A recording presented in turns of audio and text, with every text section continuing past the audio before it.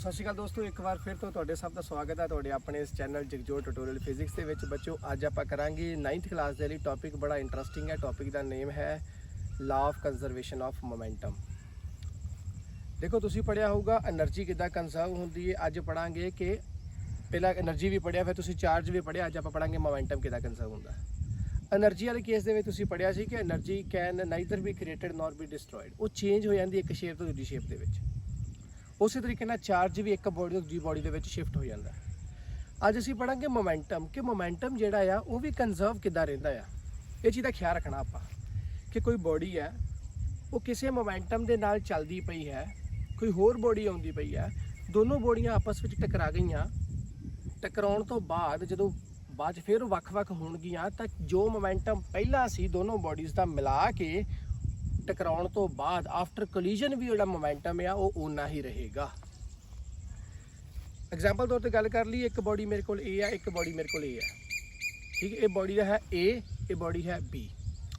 ये बॉडी चलती होगी, मान लो स्पीड ना जा रही है, ये बॉडी बी जी भी पिछे आ रही है, ठीक है। और होर कोई एक्सटर्नल फोर्सिस इन्ना उपर नहीं लगते पे। एक बॉडी आया, एक बॉडी आया, ये अपनी स्पीडा नाल जा रहे हैं। अगर ये सेम स्पीडा नाल जाणगे तो एक दूजे नाल कदी भी नहीं टकराउणगे।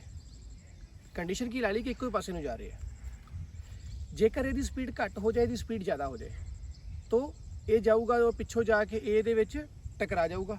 टकरा गया तो इन्हां दोहां दा मोमेंटम पहला की सी टकराउण तो पहला।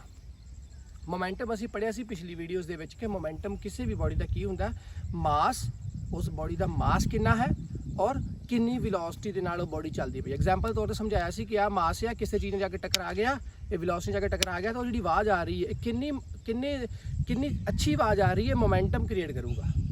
तो किन्ने जोर है, मास उसका कितना आ, भार उसका कितना आ, तो नाल किन्नी विलोसिटी जा रही, जाके किन्नी विलोसिटी दे नाल जाके टकरा गई। ये सब चीज़ां कौन दिंदा आ, मोमेंटम दिंदा आ। तो ये चीज़ का ख्याल रखना।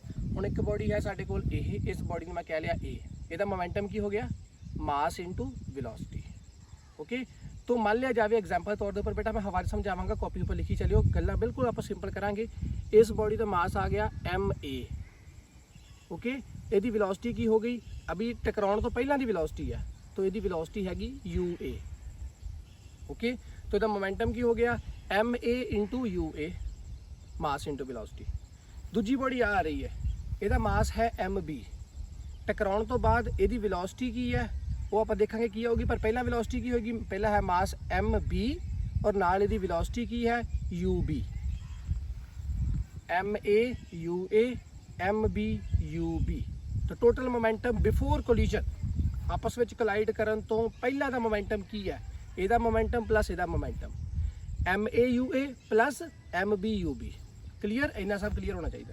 अब की होएगा, हुण देखो मोमेंटम कंजर्व करना। कंजर्व मतलब मोमेंटम ना तो खराब होएगा ना ही वधेगा, जिन्ना सी पहला टकराउण तो बाद भी उन्ना ही होएगा। तो ये दोवें बॉडी फिर बाद टकरा गईयां। टकराउण तो बाद की होएगा, और ये तेज आ रही सी, ये जाके स्ट्राइक करेगी तो हो सकता है ये तेज हो जाए, हो सकता है इनू नाल ही लै जाए, बट जिन्ना मोमेंटम पहला सी उन्ना ही रहेगा, क्योंकि मास तो वही रहेगा, मास च चेंज नहीं आएगी, विलोसिटियां में चेंज आएगी। तो आप सोच के देखो बेटा, अगर गड्डी हौली चलती हो, पिछों आ गड्डी को स्ट्राइक कर दे तो दूजी पहले वाली गड्डी तेज हो जाती है, तो ये वाली गड्डी हौली हो जाती है। तो मोमेंटम उन्ना ही रह जाता है। यदि की हो सकती है, यदि मास तो उन्ना का उन्ना ही रहेगा, तो यदि विलोसिटी तेज आ गई, विलोसिटी तेजी आ गई तो चीज़ ये बढ़ गई, यदि चीज़ बढ़ गई तो यदि चीज़ की है वो घट गई। बट ओवरऑल देखा जाए प्लस करके तो जिन्ना मोमेंटम पहला सी उन्ना मोमेंटम होड़ रहेगा। एग्जाम्पल तौर के उपर मैं कह लवां, इसका मास है 5, यदि विलोसिटी है 2, तो मोमेंटम कितना हो गया 10। इसका मास है 4 तो इसका विलोसिटी है 2, तो कितना हो गया 8। तो टोटल मोमेंटम कितना हो गया, इसका तो इसका दोवां का मिला के आप कर लिया 10 एक के तो 8 एक के 18 हो गया। तो जो दूजी बॉडी पिछों आ फिर दोबारा दोवें बॉडी आपस में टकराउण गईयां तो की होएगा, 18 का 18 ही रहना चाहिए। ਇਹਦਾ घट हो जाए ਜਾਂ ਇਹਦਾ ਵੱਧ हो जाए वो चीज़ मैटर करती पई है, बट टोटल मोमेंटम जिन्ना 18 पहला कलीजन तो पहला उन्ना ही कलीजन तो बाद होना चाहिए। मोमेंटम च चेंज नहीं होनी चाहिए, ओवरऑल प्लस करके मोमेंटम उन्ना ही रहना चाहिए। जो ये जाके बॉडी से स्ट्राइक करेगी तो बॉडी तेज हो जाएगी, बॉडी हौली हो जाएगी। एग्जाम्पल है कि कितनी इलास्टिक बॉडीज ने, चलो इलास्टिक वाली केस आप +1 जाके पढ़ांगे बेटा। हजे तो सिर्फ ये चीज़ पढ़नी है कि जो ये बॉडी जाके पिछे जो टकरा गई, टकराउण तो बाद की होएगा, ये मोमेंटम जिन्ना पहला से उन्ना ही रहना चाहिए। ओके, तो फिर की करांगे, ਇਹਦਾ ਮਾਸ ਕੀ ਰਿਹਾ, ਮਾਸ ਤਾਂ ਉਹੀ ਹੈ ਕਿੰਨਾ ma, ਇਹਦੀ ਵੈਲੋਸਿਟੀ ਕੀ ਹੋਗੀ, ਬਿਫੋਰ ਕੋਲੀਜਨ ਵੈਲੋਸਿਟੀ ਸੀ ua, ਆਫਟਰ ਕੋਲੀਜਨ ਵੈਲੋਸਿਟੀ ਕੀ ਬਣ ਜਾਊਗੀ va, ਫਾਈਨਲ ਵੈਲੋਸਿਟੀ, ਉਹ ਕੋਲਾਈਡ ਹੋ ਚੁੱਕੀ ਚੀਜ਼।